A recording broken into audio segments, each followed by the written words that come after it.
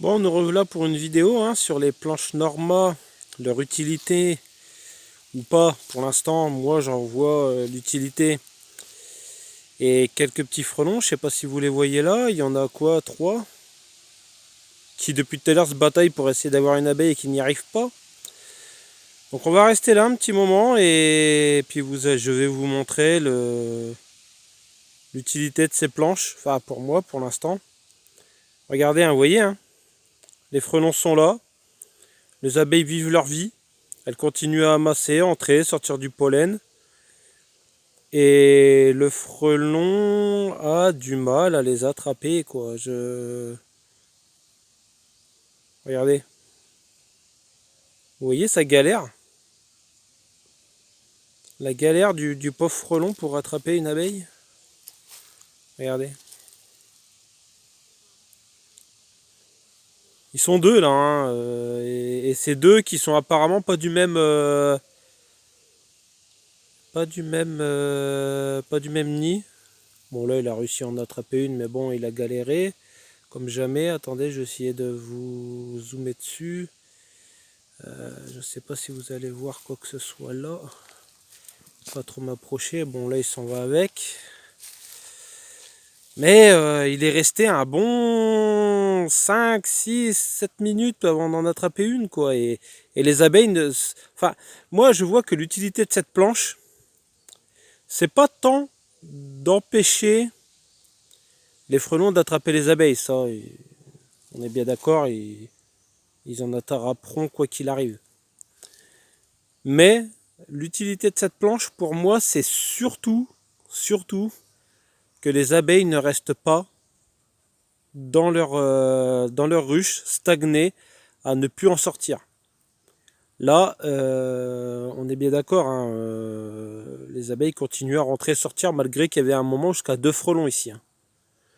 Et ça n'empêche pas plus que ça les abeilles de sortir et rentrer. Bon, là-bas, on a un petit Européen que s'il rentre dans le coude, à mon avis, il va se faire recevoir.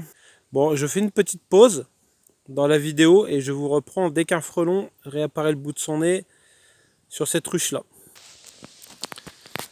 Bon, me revoilà cette fois habillé. Hop. Alors on va traiter un peu de frelons. Et cette fois, je reprends un commentaire qui m'avait été écrit, un commentaire, je dirais une critique mais constructive. Comme quoi je traitais mes frelons trop près de mes ruches, et c'est vrai. C'est vrai, je m'en excuse encore auprès de mes abeilles, mais aussi auprès de vous, parce que je ne veux pas véhiculer, comment dire, de fausses manipulations ou de mauvaises manipulations, euh, bah, pour que les erreurs se reproduisent ailleurs. C'est pas du tout le but. Donc je vais me reculer un maximum. J'aurais voulu avoir un support que je n'ai pas encore. Justement pour traiter le frelon. Alors ce que je ferai, c'est que je me reculerai au maximum, c'est-à-dire d'une dizaine de mètres, c'est-à-dire ici.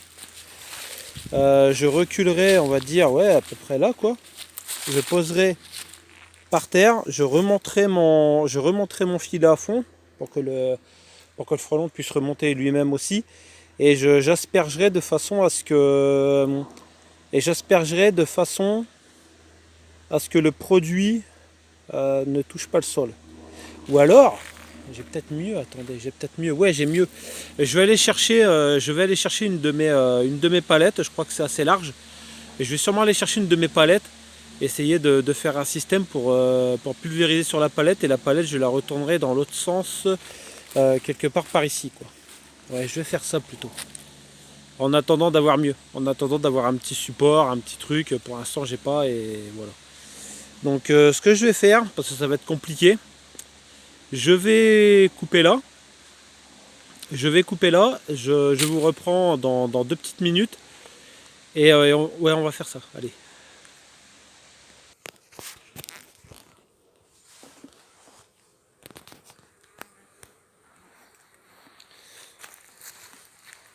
Bon. Et bien le voilà.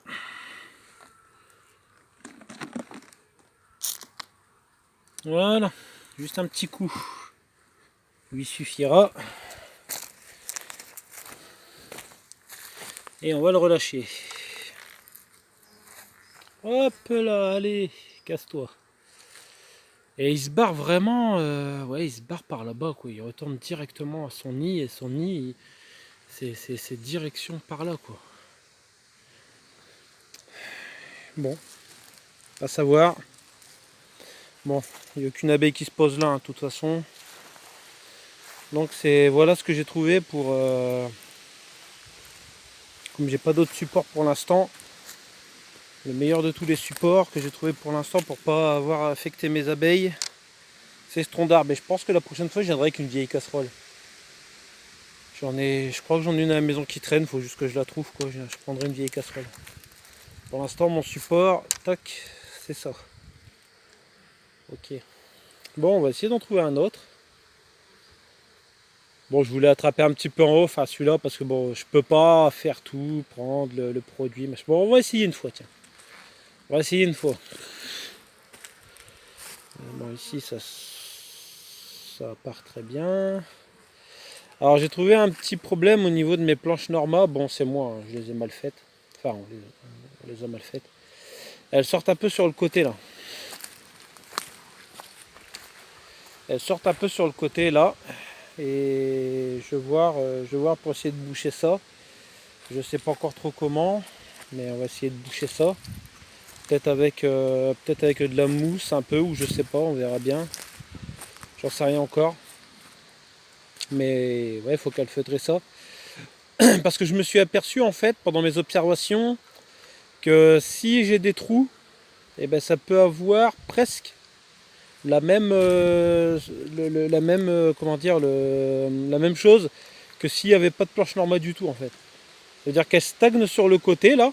Enfin, là en l'occurrence c'est de l'autre côté, mais elle stagne sur le côté. Puis tiens, regardez. Là,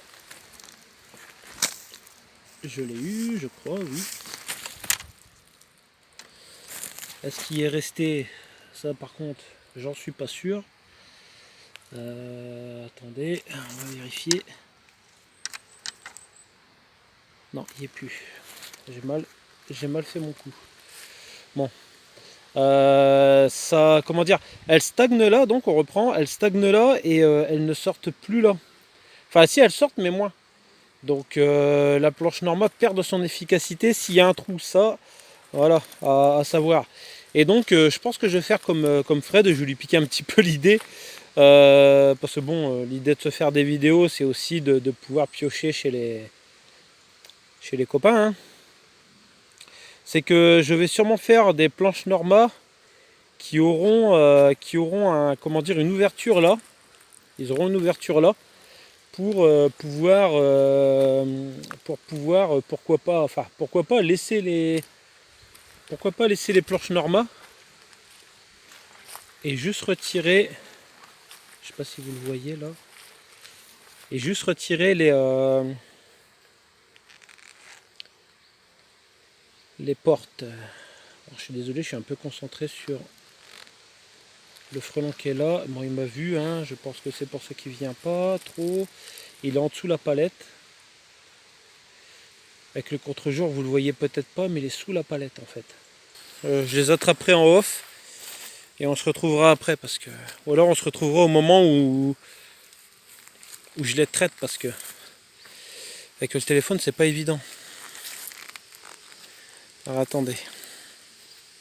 Là il est parti sous la ruche. Et donc Fred, pour te répondre oui et non, parce que tu m'as pas posé de question en particulier, les planches Norma, pour moi, marchent très bien quand vous avez plus de frelons que ça, parce que j'ai cru comprendre que toi c'était ta première année où tu y étais confronté. La première année t'en as pas énormément, hein. Moi c'est ce qui s'est passé, hein. T'en as pas beaucoup, disons que t'en as un, deux qui arrivent de temps en temps et basta. Mais après la seconde année, à partir de la seconde année, je pense que tu vas voir, il va y en avoir plus. Mais avec les planches Norma, moi qui est plus infesté que toi au niveau des frelons, je peux te dire que ça marche bien. Ça marche très bien. Mais moi, il faut que je les modifie. Mes planches Norma sont pas top. Elles font le taf, elles font le taf contre le frelon asiatique, mais elles sont pas top parce qu'elles arrivent à trouver sur les côtés. Je les ai vraiment fait à la va-vite au moment où le frelon arrivait pour éviter de... Voilà. Et je me suis rendu compte en les plaçant qu'il y avait un petit peu de trou. Donc je pense que pour l'année prochaine... Oui, il arrive. Je pense que pour l'année prochaine...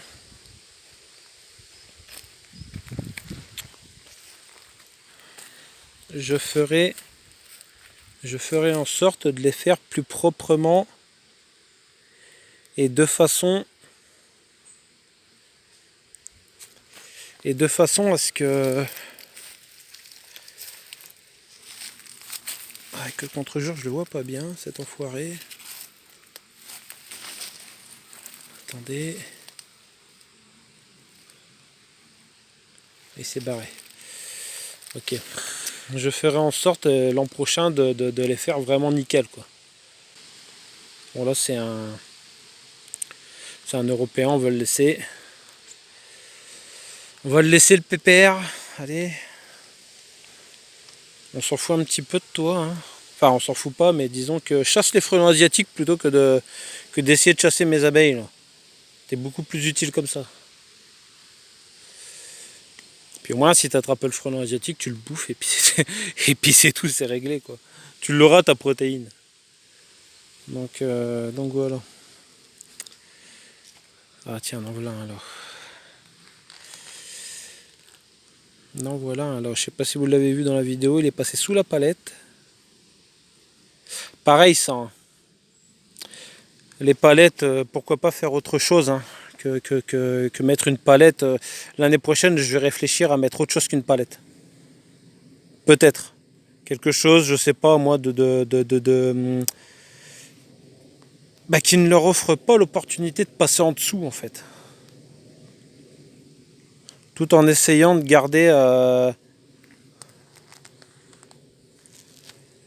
tout en essayant de leur garder un minimum comment dire d'air, un minimum d'air par rapport sous la ruche. On arrive dans une période de l'année où le frelon est plus compliqué à attraper en fait. Bon en même temps j'ai mon téléphone et je vous parle, hein, je suis pas concentré dessus. Mais quand même, on arrive à une période où il est un peu plus compliqué à attraper. Là, là.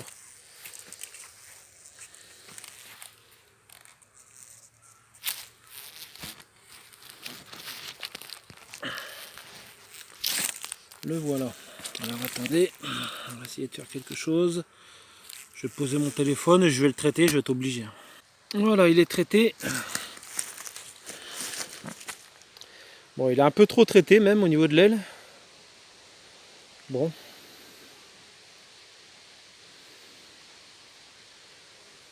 Je pense qu'il va quand même réussir à s'envoler. Allez. On va s'éloigner un peu.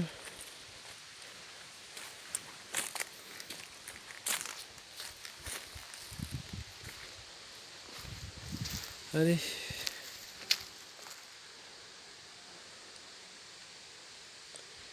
Allez, le but c'est que tu partes quand même là. Hein. Ah. Bon, il va s'envoler. Hein. Il y est pratiquement arrivé. Hein.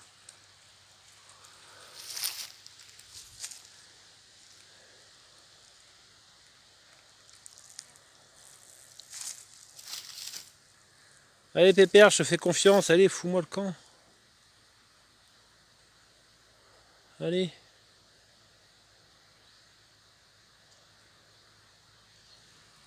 Ah bah voilà. C'est très bien. Retourne chez toi. Retourne chez toi avec ce que tu as sur le dos, c'est très bien. Ok. Bon, ça en fait deux. Bon, cette fois, je vais vraiment, mais alors vraiment arrêter de filmer en même temps parce que c'est pratiquement injouable, hein, vous l'avez vu, surtout avec le téléphone. Et j'en attrape encore 3-4. Et je vous reprends. Je vous reprendrai à la fin hein, pour la conclusion. Allez, à tout à l'heure.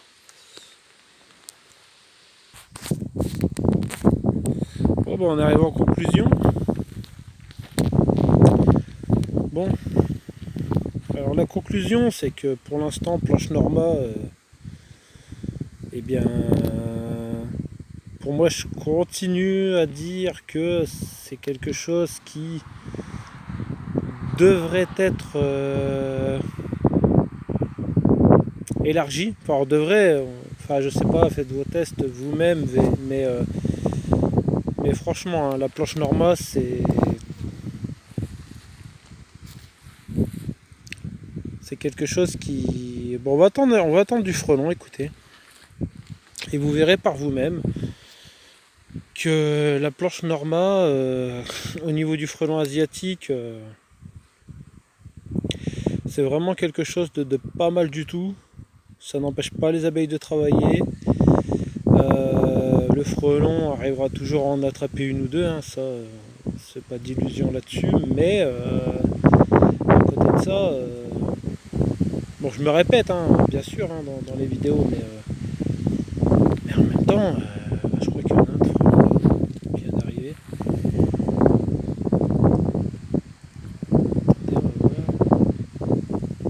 Je vois sur internet, notamment sur YouTube, qu'il y a de plus en plus de personnes qui veulent essayer les planches Norma. C'est pas mal, c'est bien, les gens, faites donc ça, continuez, comme le dirait notre ami Fred, à faire vos propres tests dans la limite du raisonnable et du respect pour l'abeille. Hein. Vous n'allez pas vous amuser à faire des trucs plus...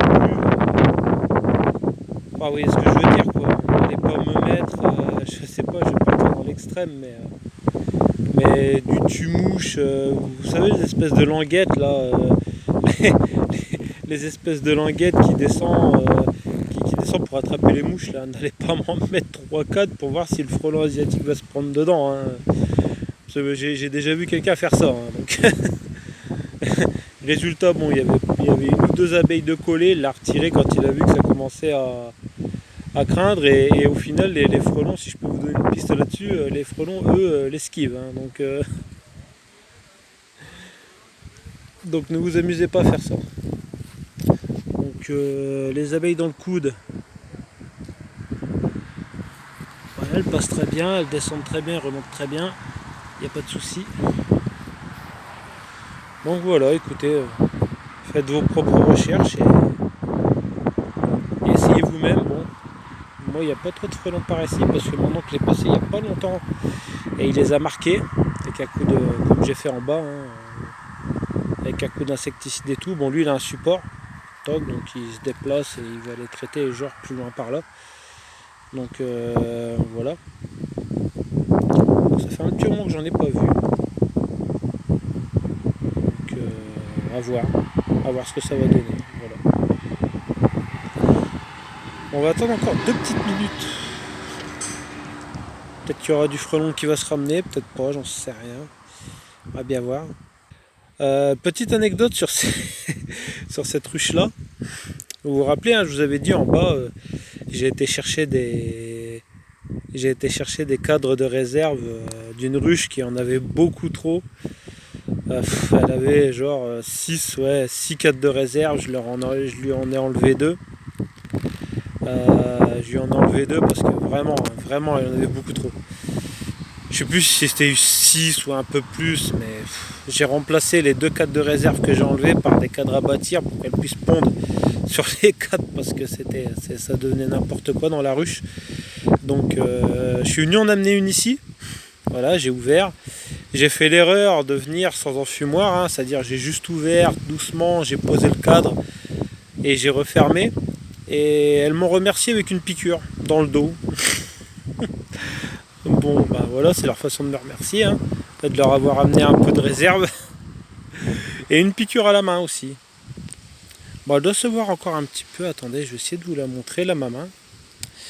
Alors, attendez. Voilà la petite anecdote d'un apiculteur qui se fait piquer. Alors, attendez.